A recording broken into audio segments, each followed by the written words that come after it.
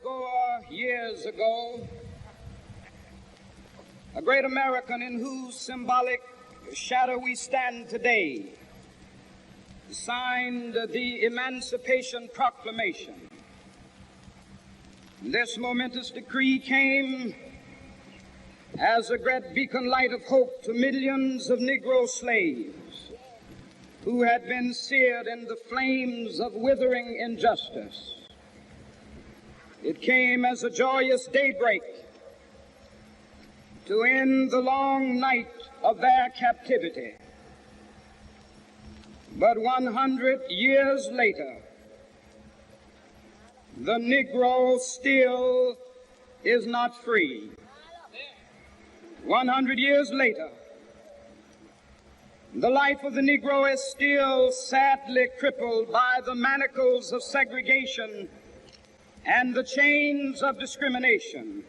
100 years later, the Negro lives on a lonely island of poverty in the midst of a vast ocean of material prosperity. 100 years later, the Negro is still languished in the corners of American society and finds himself in exile in his own land. And so we've come here today to dramatize a shameful condition. In a sense, we've come to our nation's capital to cash a check. When the architects of our republic wrote the magnificent words of the Constitution and the Declaration of Independence, they were signing a promissory note to which every American was to fall heir. This note was a promise that all men, yes, black men as well as white men, would be guaranteed the unalienable rights of life, liberty, and the pursuit of happiness.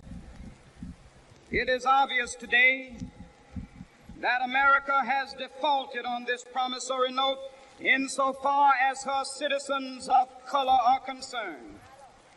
Instead of honoring this sacred obligation, America has given the Negro people a bad check, a check which has come back marked insufficient funds.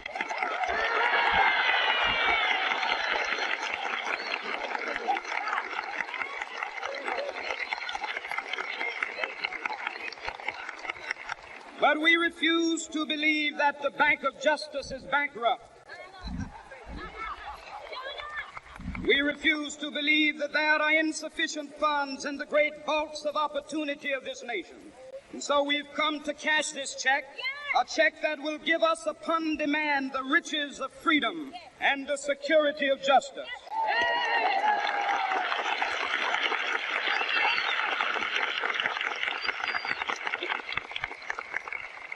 We have also come to this hallowed spot to remind America of the fierce urgency of now. This is no time to engage in the luxury of cooling off or to take the tranquilizing drug of gradualism.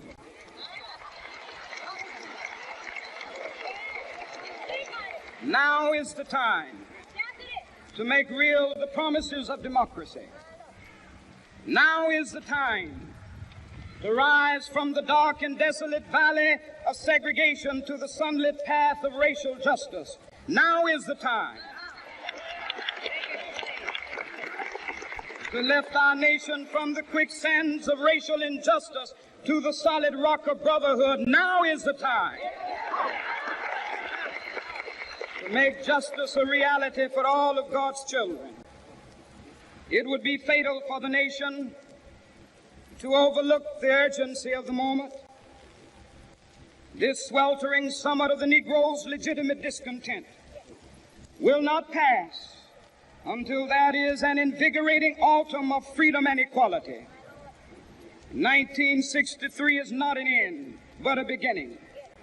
Those who hope that the Negro needed to blow off steam and will now be content will have a rude awakening if the nation returns to business as usual.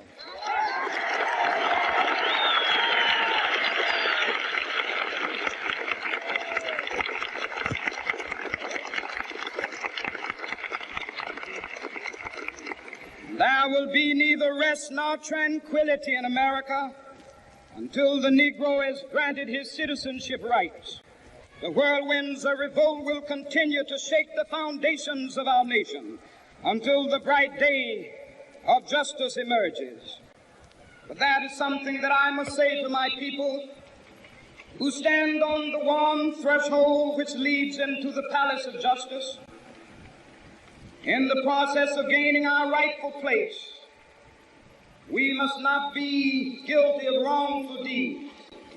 Let us not seek to satisfy our thirst for freedom by drinking from the cup of bitterness and hatred.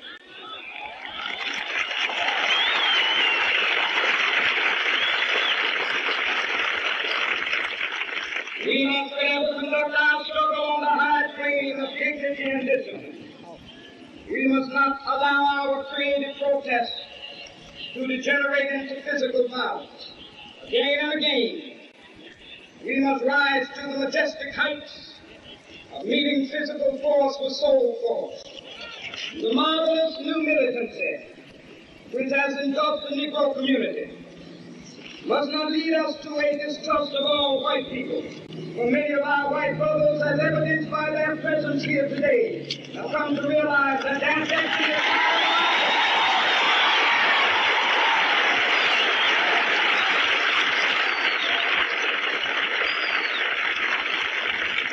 they have come to realize that their freedom is inextricably bound to our freedom. We cannot walk alone. As we walk, we must make the pledge that we shall always march ahead. We cannot turn back. There are those who are asking the devotees of civil rights, when will you be satisfied? We can never be satisfied as long as the Negro is a victim of the unspeakable horrors of police brutality.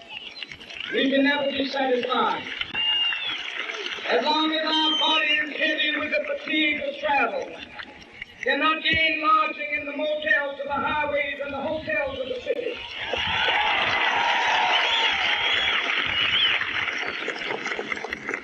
We cannot be satisfied as long as a Negro in Mississippi cannot vote, and a Negro in New York believes he has nothing for which to vote.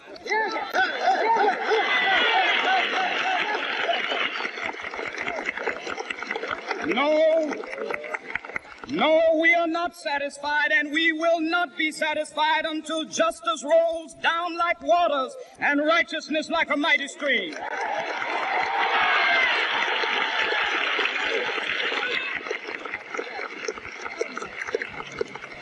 I am not unmindful that some of you have come here out of great trials and tribulations.